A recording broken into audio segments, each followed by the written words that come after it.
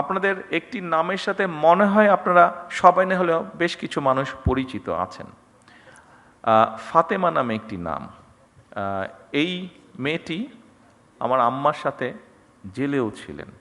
যেহেতু আম্মা অসুস্থ ছিলেন, ও অনেক বছর ধরে আছে, আমাদের পরিবারের একজন সদস্য হয়ে গিয়েছে সে।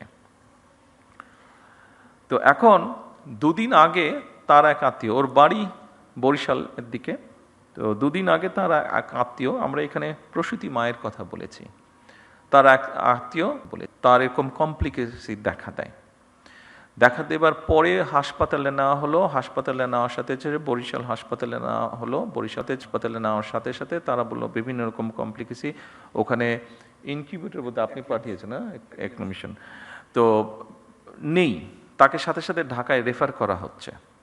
কিন্তু আমি যতটুকু শুনছি, আমি তো ডাক্তার না, বাট আমি যতটুকু বাসায় যাওয়ার পরে আমার স্ত্রীর কাছে শুনলাম যে সামান্য বেসিক জিনিসটাও ওখানে দেওয়া সম্ভব হয়নি বা দিচ্ছে না, ঢাকায় সাথে সাথে পাঠিয়ে দিচ্ছে। কিন্তু ফাতেমা স্বাভাবিকভাবে আমার ওয়াইফকে বলেছে, উনিও দু একজনের সাথে কথা বলেছেন, সেই জন্য ফাতেমা সেই আত্মীয় খুব স্বাভাবিকভাবে বেটার চিকিৎসা পেয়ে গিয়েছে।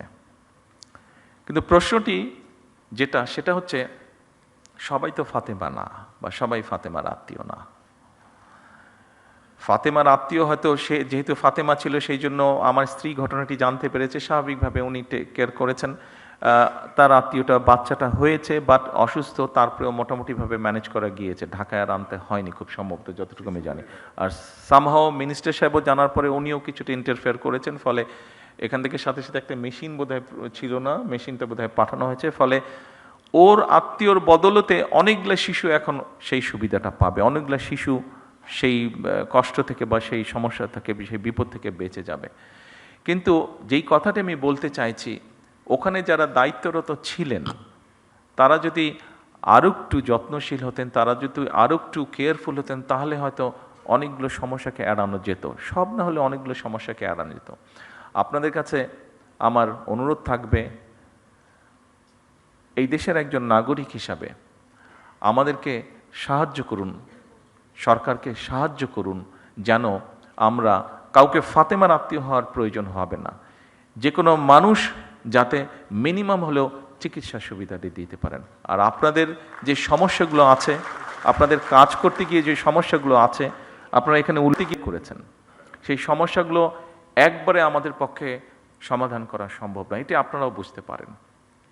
তবে প্রথম যেই সমস্যাটির আপনারা কথা বলেছেন, নিরাপত্তা আপনাদের একটি বিষয়, যেটিতে প্রথমেই আপনারা হাততালি দিয়েছেন, আমি জিজ্ঞেস করলাম যে ওটাতে আপনারা হাততালি দেন, খুব সম্ভবত 3 নম্বর পয়েন্ট ছিল বোধহয় ওটা। এই 3 নম্বর পয়েন্টটি, এখানে স্বরাষ্ট্রমন্ত্রী সাহেব আছেন, ওনার সাথে আমি আজ না হয় কালকেই স্বাস্থ্যমন্ত্রীকে নিয়ে, প্রতিমন্ত্রীকে নিয়ে এবং সেক্রেটারি সাহেবকে নিয়ে ইমিডিয়েটলি আমি স্বরাষ্ট্রমন্ত্রী সাহেবের সাথে বিষয়টি আলাপ করব।